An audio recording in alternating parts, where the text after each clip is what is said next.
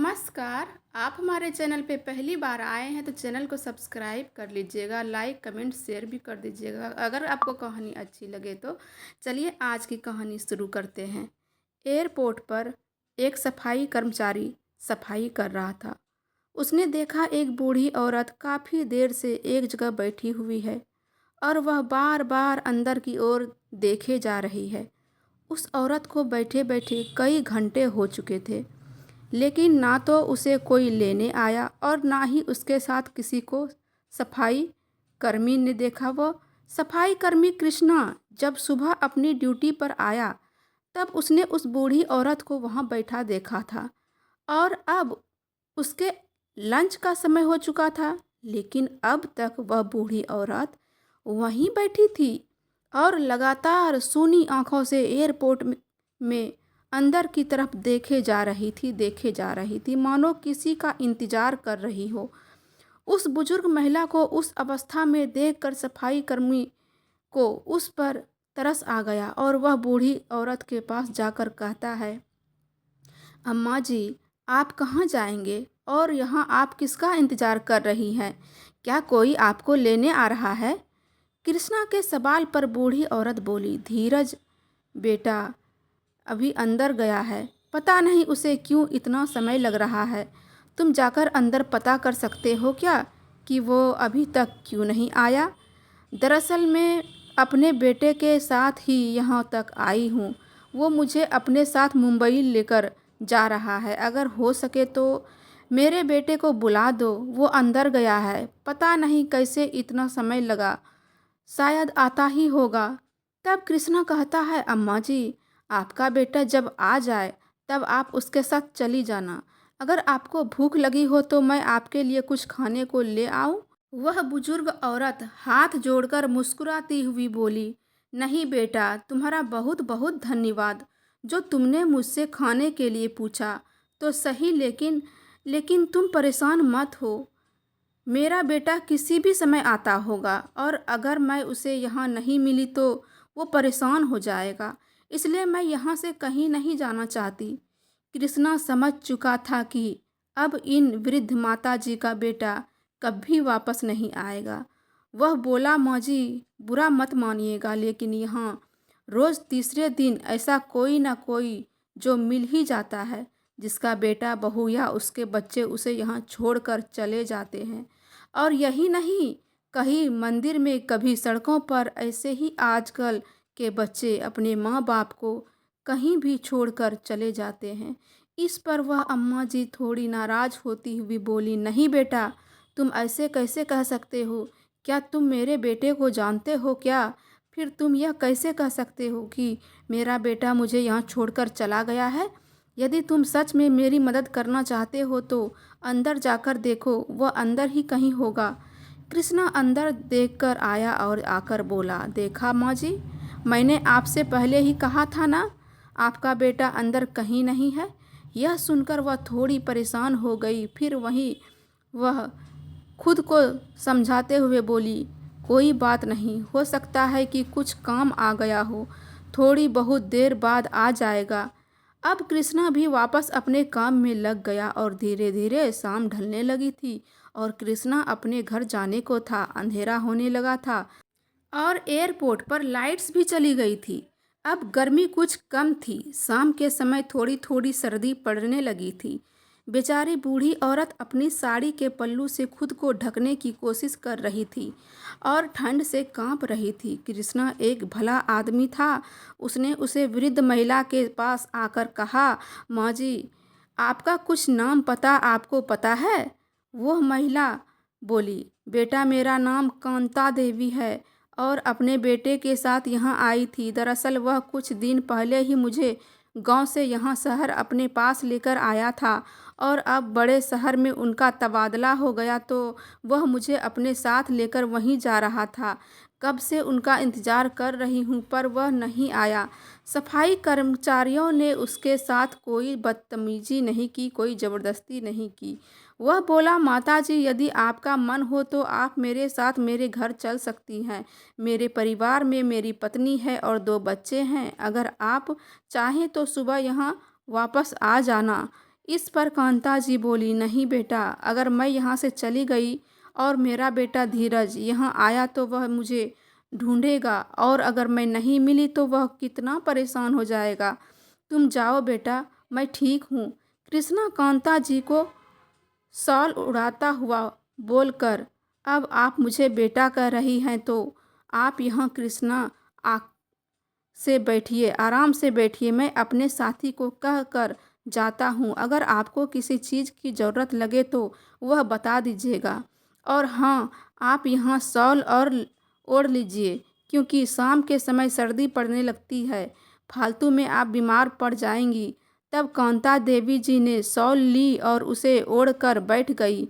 वह कृष्णा को लाखों दुआएं देने लगी। अब कृष्णा को भी काफ़ी समय हो गया, अतः वह अपने घर के लिए निकल गया और अपने घर जाकर उसने अपनी पत्नी को आज की घटना के बारे में बताया। उधर कांता देवी जी भूखी प्यासी बैठी थी और अपने बेटे का इंतजार करती रही। ठंड से सिकुड़ते हुए उन्होंने ऐसा ही पूरी रात बिता दी। अब वह बहुत चिंतित थी, क्योंकि वह वहाँ अपने बेटे के अलावा किसी और को जानती भी तो नहीं थी ना। एक कृष्णा ही था जिसे आगे बढ़कर मदद देना चाहा, लेकिन अब तो वह भी नहीं था। वह बेचारी पूरी रात ठंड में ऐसी ही बैठी रही। अगली सुबह जब कृष्णा वापस अपने काम पर आया तो उसने देखा कि कांता देवी जी अभी भी वहीं बैठी हुई थी। कृष्णा ने आते ही सबसे पहले उनसे बात करी और पूछा, अम्मा जी, अभी तक आपका बेटा नहीं आया क्या? नहीं बेटा, पता नहीं मेरा बेटा कहाँ चला गया। रोती रोती कांता देवी जब बोली तो कृष्णा ने उन्हें पानी पिलाकर शांत किया और बोलकर, अम्मा जी, मैंने आपसे नहीं कहा, लेकिन मुझे कल ही शक हो गया था। आप माने या ना माने, आपका बेटा आपको यहाँ छोड़कर हमेशा हमेशा के लिए चला गया है, और वह अब आपको कभी वापस नहीं लेने आएगा। यह सुनते ही कांता देवी जी जोर जोर से रोने लगी। उनकी हालत देखकर कृष्णा को उन पर बहुत तरस आ गया था। उसने कुछ न कहा, पर सोचने लगा कि वह शायद यह कांता जी अपने किसी जानकार के यहाँ फिर अपने घर वापस लौट जाएगी। कृष्णा अपना काम करने के लिए चला गया और कांता देवी जी वहीं बेंच पर बैठी बैठी रोती रही, और अचानक बेंच से गिर पड़ी तो वहाँ लोगों की भीड़ लग गई और आसपास के सभी लोग वहाँ आने लगे। लोगों के भीड़ को देखकर कृष्णा भी वहाँ आ गया। एयरपोर्ट के अन्य कर्मचारी भी वहाँ एकत्रित हुए थे। कृष्णा ने आकर देखा कांता देवी जी नीचे जमीन पर गिर पड़ी थी। वह थोड़ा घबराया। उसने उसे तुरंत उठाया और फिर उसे बेंच पर लिटाया। इतने में एयरपोर्ट के अन्य कर्मचारी वहां उपस्थित एक डॉक्टर को ले आए, जिसे आकर बताया कि वह औरत कमजोरी के चलते बेहोश हो गई। पानी के छींटे मारकर उन्हें होश में लाने के बाद सभी अपने अपने काम पर लग गए और कृष्णा ने उन्हें पूछा, माँ जी, आप बेहोश कैसे हो गए? डॉक्टर ने बताया, कमजोरी हुई थी। क्या आपने कल से कुछ भी नहीं खाया? कांता जी ने ना में गर्दन हिलाते हुए कहा, बेटा, मैं तो यहाँ अपने बेटे के भरोसे ही बैठी थी। मुझे क्या पता था कि वह मेरे साथ ऐसा करेगा। मेरे पास एक पैसा भी नहीं था जो मैं कुछ खरीद भी पाती। कृष्णा को उसकी दशा पर और तरस आ गया। वह बोला, माँ जी, मैंने आपसे कहा था ना, मेरे साथ चलिए, पहले कुछ खा लीजिएगा फिर कुछ बात कीजिएगा। कृष्णा कांता जी को लेकर वहीं वापस एक कैंटीन में लेकर पहुंचा और उसने माता जी के लिए खाना मंगवाया। जब उसने उनसे बातों बातों में जानने की कोशिश की, वह बोला, माँ जी, आप कब से यहाँ बैठी थी? अब जब आपको पता चल ही गया है कि आपका बेटा अब आपको लेने वापस नहीं आएगा, तो आप अपने घर वापस क्यों नहीं चली जाती? आप अब अपने घर वापस लौट जाना, यहाँ तो आपकी ज़िंदगी और मुश्किल हो जाएगी। कांता देवी जी बोली, बेटा, मैं कहाँ जाऊँ? मैं जाऊँ तो कहाँ जाऊँ? मेरे बेटे ने मुझे किसी लायक नहीं छोड़ा। मतलब चौंकते हुए कृष्णा ने कहा। तो कांता जी ने बताया कि विदेश जाने से पहले उनका बेटा जब उन्हें लेने गांव आया था तो उसने कहा था, माँ अब मैं आपको हमेशा के लिए अपने साथ ले जाने आया हूँ, चलिए मेरे साथ। और अब हमारा वापस आना नहीं होगा तो हम घर को बेच देते हैं। उसने मेरा घर भी बेच दिया। अब मेरे पास सड़कों पर रहने के अलावा और कोई चारा नहीं है।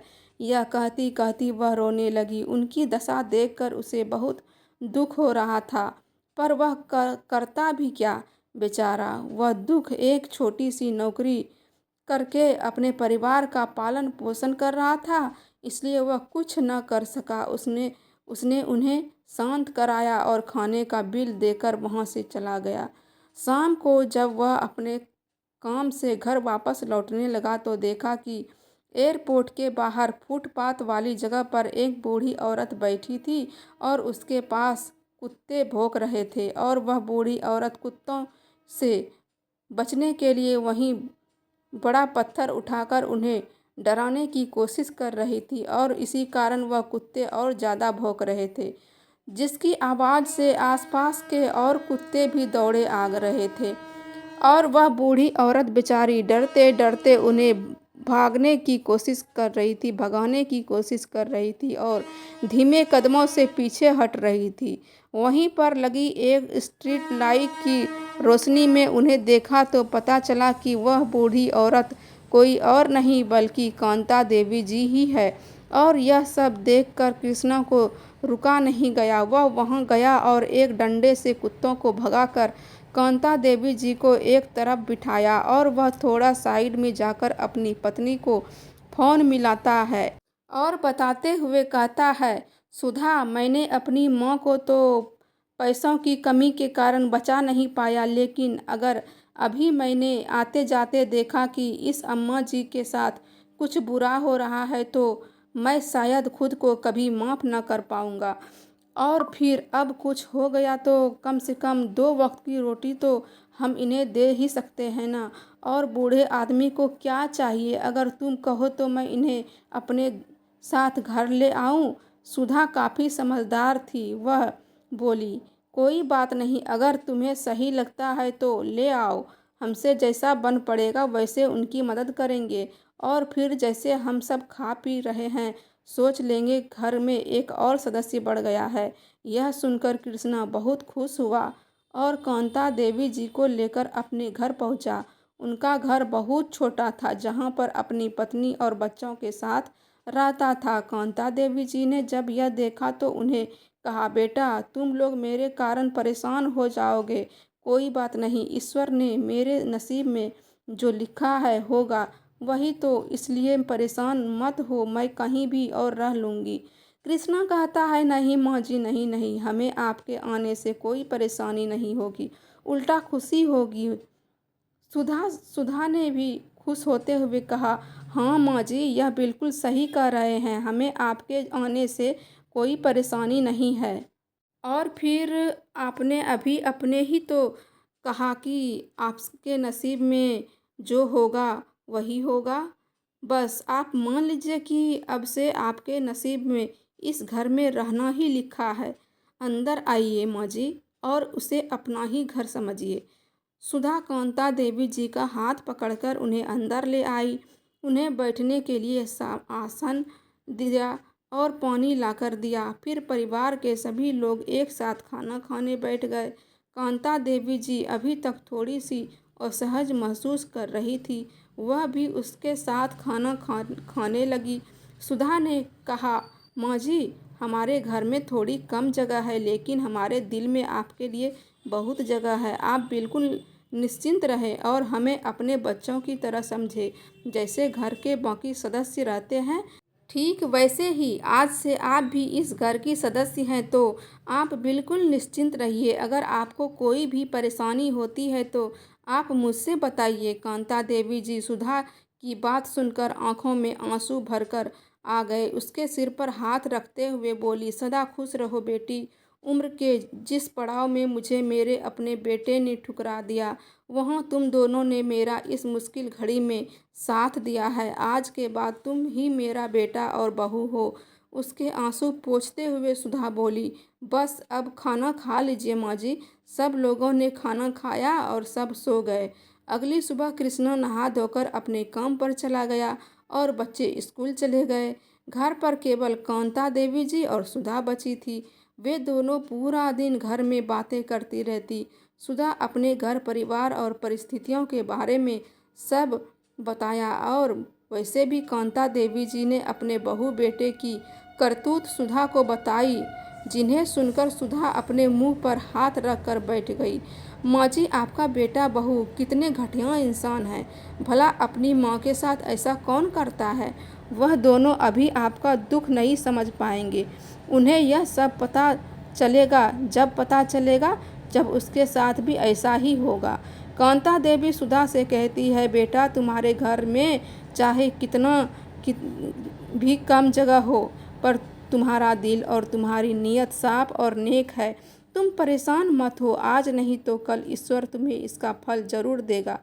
अब शाम को कृष्णा आया और उसके साथ खाना खाया और खूब गप्पे मारे। धीरे धीरे कांता देवी जी भी परिवार में घुल मिल गई। दिन बीतने लगा और ऐसे ही सबका काम चल रहा था। कांता देवी जी अब इस परिवार के सदस्य की तरह घर की हर क्रिया विधि में भाग लेती है। सुधा भी बहुत से कामों से निश्चिंत हो गई थी और जैसे बच्चों को देखना और बाजार से सब्जियां लाना, इसी तरह की अपने छोटी छोटी जिम्मेदारियों से वह मुक्त हो गई थी। और वह इस बात से भी बहुत खुश थी कि वह हमेशा ही कहती थी कि हमारे घर में किसी बुजुर्गों की कमी है, जो कि अब कांता देवी जी ने आने से पूरी हो गई है। जिस तरह किसी पेड़ की जड़ ही उसे पेड़ का वजूद होते हैं, इसी तरह घर का बड़ा बुजुर्ग भी परिवार के लिए बहुत उस जड़ के समान ही होता है। और कृष्णा के परिवार रूपी पेड़ को कांता देवी जी भी आने से एक मजबूत जड़ मिल गई थी। पूरा परिवार सुखी सुखी रह रहा था। कांता देवी जी ने एक बार कृष्णा से कुछ काम करने के लिए कहा, लेकिन कृष्णा ने ऐसा करने से मना कर दिया। वह बोला, माँ, अगर मेरी जगह आपका बेटा होता तो क्या तब भी आप उसे यही कहती, मुझे आपसे काम करवाना पड़े। अभी इतने बुरे भी दिन नहीं आए हैं। माँ, अगर ज़रूरत होगी तो मैं और सुधा दोनों हैं ना। आप घर पर आराम से रहिए, अपना और बच्चों का ध्यान रखिए। अगर मुझे ज़रूरत लगेगी तो मैं आपको बता दूंगा। सुधा है ना, सुधा कहीं काम देख लेगी।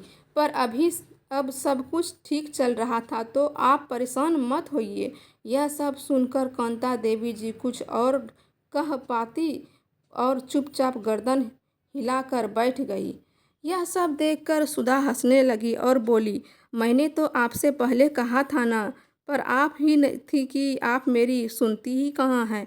अब ठीक है, अब तो आपको मानना ही पड़ेगा, आपके बेटे ने जो कह दिया।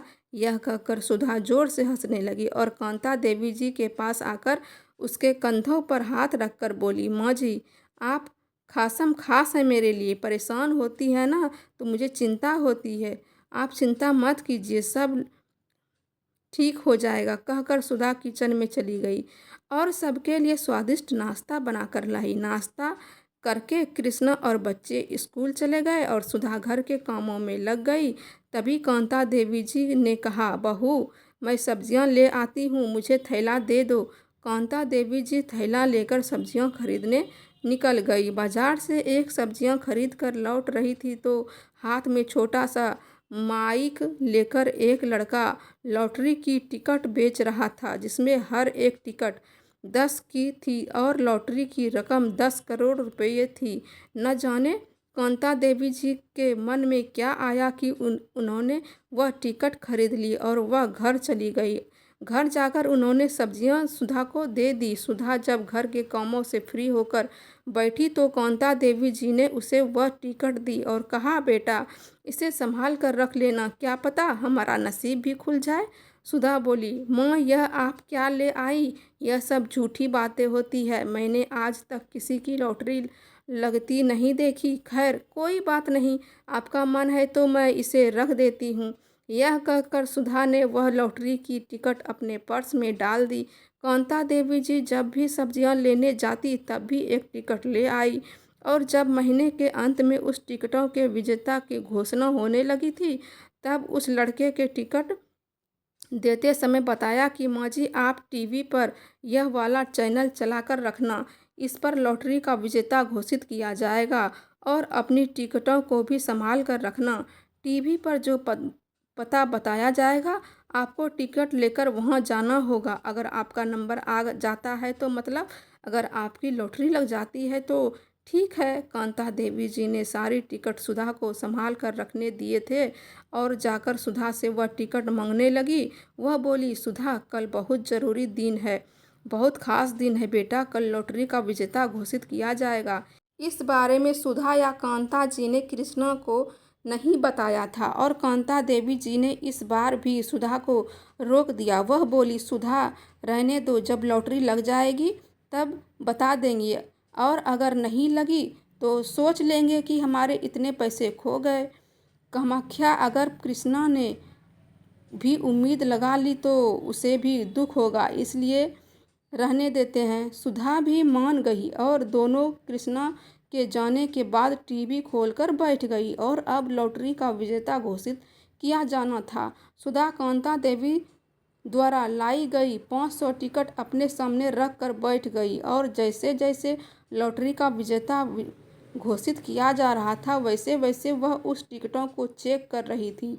लॉटरी के 3 विजेता घोषित होने थे। पहला विजेता 10 करोड़ रुपये, दूसरे विजेता 5 करोड़ रुपया और तीसरा विजेता को 50 लाख रुपया का इनाम था। कांता देवी जी और सुधा दोनों ही हाथ जोड़कर बैठी थी और ईश्वर का नाम लिए जा रही थी, इस आस में कि उसकी लॉटरी लग जाए। तीसरे विजेता से बताना आरंभ किया गया। सबसे पहले तीसरा विजेता का नंबर घोषित किया गया, उसके बाद दूसरे विजेता का, लेकिन कांता देवी जी की एक भी टिकट में उन दोनों में से एक भी नंबर नहीं आया।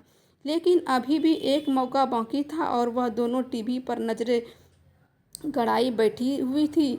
तीसरा विजेता घोषित किया गया तो वे दोनों अपने सिर पर हाथ रखकर बैठ गई, क्योंकि तीसरे नंबर की टिकट यानी जो पहला विजेता था, जिसे 10 करोड़ रुपया का इनाम मिलना था, वह विजेता भी कोई और निकला। टिकट का नंबर कुछ और था। कांता देवी जी के पास स्थित टिकट में से एक का भी नंबर उससे मिल नहीं रहा था। गुस्से में आकर सुधा उस टिकटों को फेंकने लगी। तभी टीवी पर घोषणा करने वाले एक एंकर ने कहा, माफ़ी चाहिए दर्शकों, किंतु यहाँ छोटी सी गलती हुई है। यह जो पहला विजेता है उसकी लॉटरी टिकट की संख्या कुछ और है, लगती है पढ़ने में गलती हो गई। अगर इस एंकर ने प्रथम विजेता की लॉटरी का टिकट का नंबर घोषित किया और जैसे ही सुधा और कांता देवी जी ने देखा कि उसकी आंखें खुली रह गई, क्योंकि कांता देवी जी की कल जो टिकट लाई थी वही टिकट प्रथम विजेता थी। यह देखकर दोनों फूली न समाई और खुशी होकर नाचने लगी। दोनों बहुत ज़्यादा खुश थे। सुधा और कांता देवी जी दोनों बहुत खुश थे और खुशी के मारे दोनों उछल रही थी कि तभी कृष्णा घर आ गया। दरअसल वह अपने कुछ ज़रूरी कागजात घर पर भूल गया था, जो कि कई दिनों से एयरपोर्ट वाले उसे मांग रहे थे। वह भूल जाता था और आज वह उन कागज़ों को लेने के लिए वापस आया था। उसने अपनी माँ और अपनी पत्नी को इतना खुश देखा तो वह हंसता हुआ बोला, अरे वाह, क्या बात है, आज तो तुम दोनों बहुत खुश हो, क्या मिल गया आप दोनों को? बैग रखता हुआ कृष्णा बोला। तब खुशी के मारे सुधा उसके गले लगते हुए बोली, अब तुम्हें छोटी सी नौकरी करने की कोई ज़रूरत नहीं है, अब सब कुछ अच्छा होगा। यह कृष्णा उसे खुद से दूर करता हुआ बोला। क्या कह रही हो सुधा, हद करती हो। कांता देवी जी मुस्कुराते हुए बोली, अरे बेटा, अगर तू सुनेगा तो तू भी खुशी से फूला न समाएगा। अब कृष्णा ने पूछा, आखिर ऐसा क्या हो गया, अब बता भी दीजिए। तब कांता देवी जी ने उसे लॉटरी की टिकट दिखाई और टीवी पर जो नंबर दिखाया जा रहा था वह भी उसे देखकर कृष्णा की भी खुद पर विश्वास नहीं हुआ। वह बोला, क्या सच में हमारी लॉटरी लग गई? माँ कांता देवी जी खुश होते हुए बोली, हाँ बेटा, अब हमारे बुरे दिन चले गए, अब तो बस खुशियाँ ही खुशियाँ होंगी। बस तो आज हम अपने काम से छुट्टी ले ले, हमें इस पते पर जाना है, यहाँ इतना भी राशि हमें दी जाएगी। कृष्णा ने फ़ोन किया और आज की छुट्टी लेकर वह कांता देवी जी को लेकर उस पते पर पहुँच गया जहां इस इनाम की राशि दी जाती थी। और क्योंकि रकम बहुत बड़ी थी इसलिए न्यूज़ पर दिखाया जा रहा था। प्रथम, द्वितीय और तृतीय दोनों तीनों विजेता वहां पर स्थित थे जिन्हें बारी बारी से इनका भी राशि दी जा रही थी। कांता देवी जी का बेटा मुंबई में रहता था। वह अपने शहर का हाल चाल जानने के लिए ऑनलाइन कुछ खबरें देख लिया करता था। कुछ न्यूज़ चैनल जिन्हें वह दिल्ली रोजाना देखता था। जैसे ही उसने न्यूज़ खोली तो उस पर अपनी मां को देखकर वह चौंक गया। और जब उसे पता चला कि उसकी मां को 10 करोड़ रुपये की मालकिन बन गई है तो वह फूला न समाया और अपनी मां को लूटने के इरादे से वह अपने शहर के लिए निकल पड़ा। वह जाता कहाँ उसे तो एक एड्रेस ही पता नहीं था। उसने एयरपोर्ट पर कर्मचारियों से पूछा तो उसे कृष्णा के घर के बारे में पता चला। वह कृष्णा के घर पर जा पहुंचा किंतु कृष्णा और उसका परिवार वहां से शिफ्ट हो चुके थे। और होते भी क्यों ना, भला कभी किसी करोड़पति को एक छोटे से कमरे के घर में रहते हुए देखा है। वह तो उसकी मजबूरी थी जिस कारण में वहाँ रह रहा था और ईश्वर ने आज उन्हें इस लायक कर दिया कि वह अपने नए घर में चले गए। जब कांता देवी जी का बेटा वहां पहुंचा तो उसने देखा कि वहां तो ताला लगा है।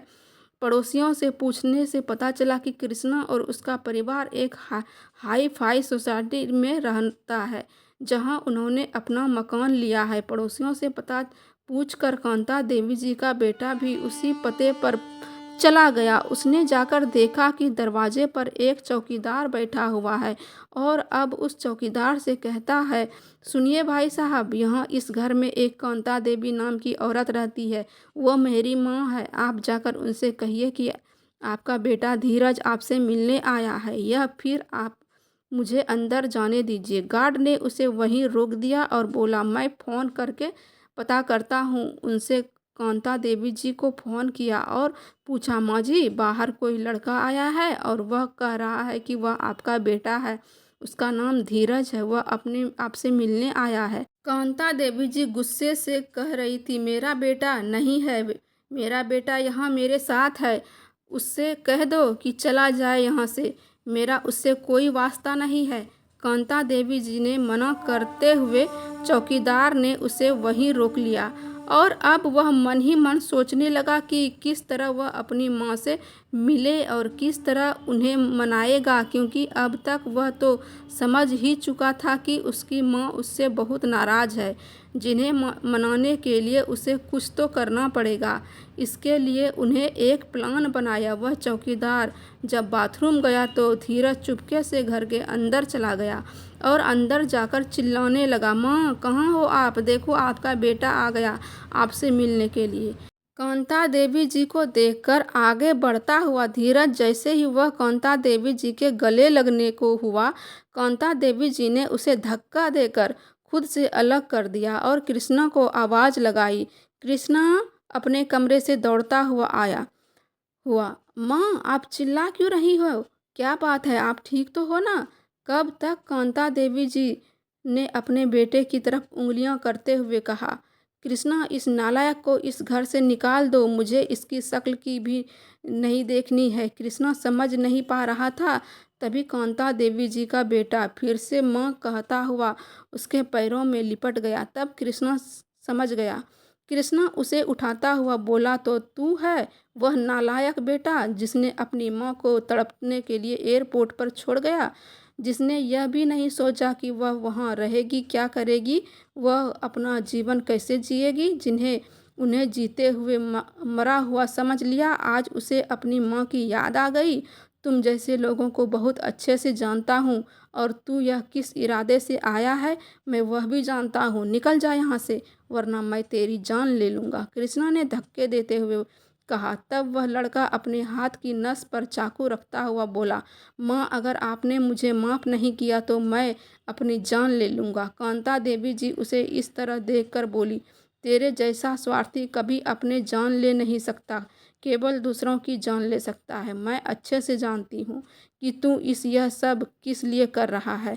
तब उस लड़के ने अपनी गर्दन पर चाकू रखते हुए कहा, माँ, मैं आपका बेटा हूँ, आपका ही बेटा हूँ और अब से आपके ही साथ रहूँगा। अगर आप इस बात के लिए नहीं मानी तो मैं खुद को मार कर अपना आप लोगों को अपनी हत्या के केस में फंसा दूंगा। यह तो मुझे भी यहाँ से अपने साथ रखो या फिर मुझे इनाम के वह पैसे दे दो, उसके बाद मैं यहाँ से चला जाऊँगा। कृष्णा ने जैसे ही उसे धक्का देने के लिए हाथ आगे बढ़ाया, वैसे ही उसने कृष्णा को खींचकर उसकी गर्दन पर चाकू रख दिया और कांता देवी जी को धमकी देने लगा, अगर आपने मुझे इनाम के पैसे नहीं दिए तो मैं इसे जान से मार डालूँगा।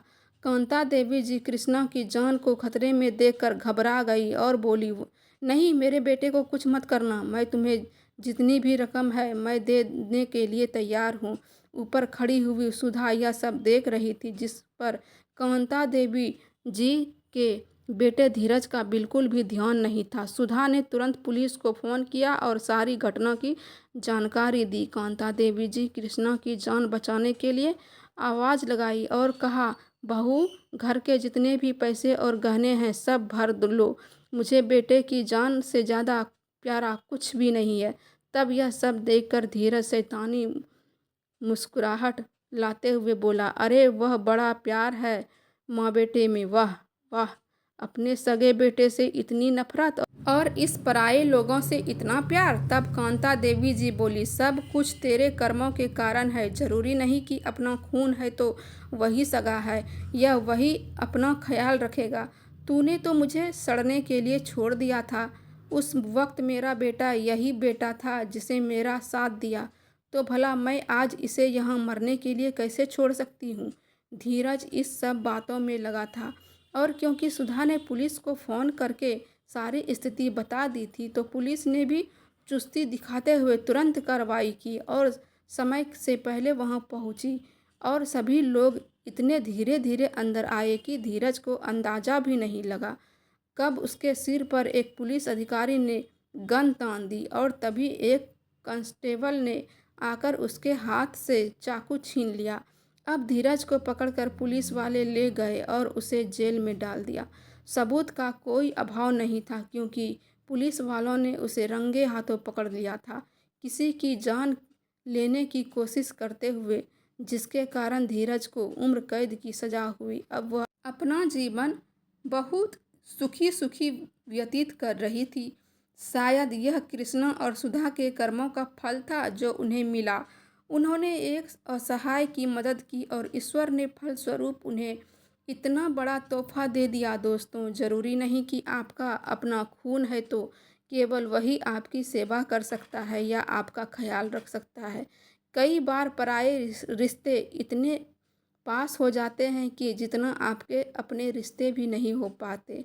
खून के रिश्ते होने से ही सब कुछ नहीं होता। इंसान के मन में दूसरे व्यक्ति के लिए जब तक प्रेम भावना का हो तब तक वह रिश्ता किसी के लिए अच्छा नहीं होता। स्वार्थी व्यक्ति किसी का सगा नहीं होता, चाहे वह उसके अपने ही हो क्यों ना हो। आज कृष्णा पराया होकर भी कांता देवी के लिए सगे लड़के से भी बढ़कर हो गया और धीरज पराया हो गया। तो दोस्तों, आपको यह स्टोरी कैसी लगी कमेंट करके ज़रूर बताइएगा। फिर मिलते हैं नई स्टोरी के साथ। हर हर महादेव।